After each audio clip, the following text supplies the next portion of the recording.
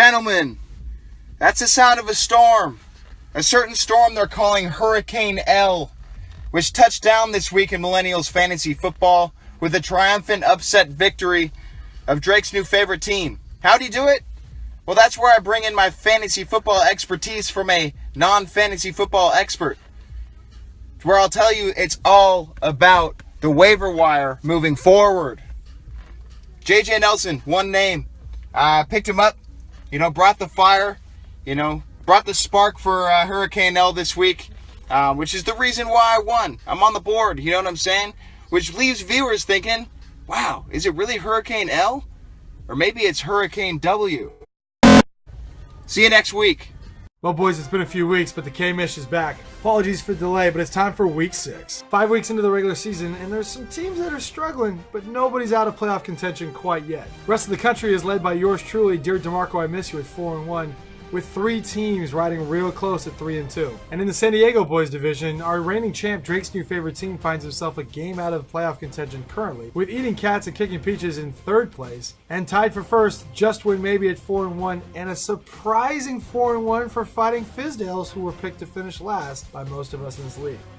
In the first of 2 matchups this season between the Crebo brothers, Drake's new favorite team finds itself on the short end of the stick with Ezekiel Elliott being on a bye, and then he's going to miss the next 6 weeks because that suspension got reinstated today. And whether or not you believe Stephon Diggs was the steal of the draft, the guy that's starting Jacoby Brissett at quarterback and Wayne Gallman at running back isn't something I'm too afraid of. I'll take myself in this matchup.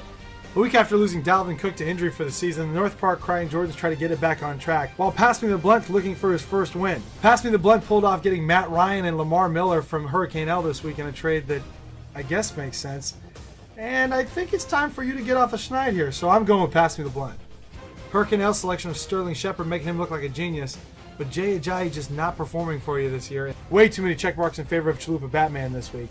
I'll take Casey. So gentlemen, it's heading into week 4 here in our fantasy football week for the MFL, and it's not about how you do every week.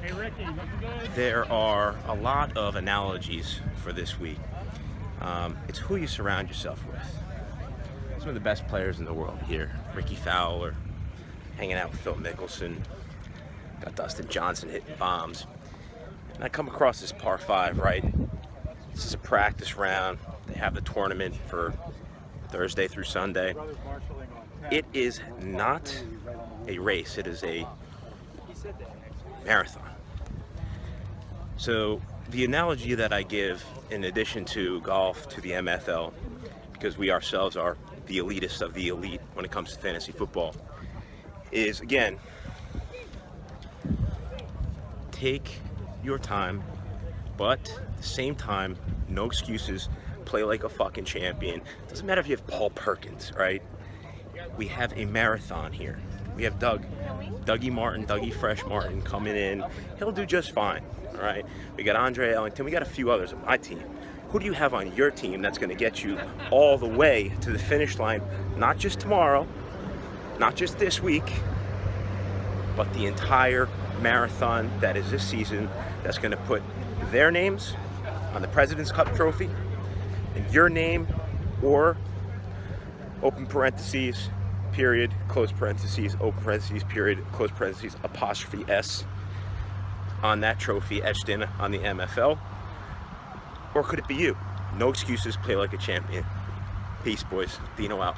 In a battle between 2 teams that have certainly outperformed expectations this year, Titties and Beer has Aaron Rodgers going up against a tough Minnesota Vikings defense. And though I was skeptical at first with the Fighting Fizdales, Leonard Fournette's the truth and nobody can seem to cover Tyreek Hill. I'll take the Fighting Fizdales in this one.